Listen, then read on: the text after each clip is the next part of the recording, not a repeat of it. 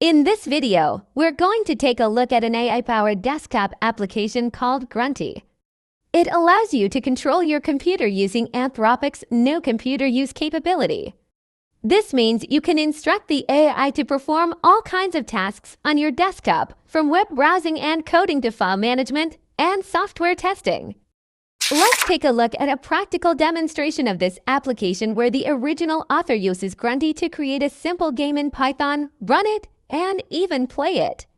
You can download and install the Grunty app from its GitHub repo. The link is in the pinned comment below.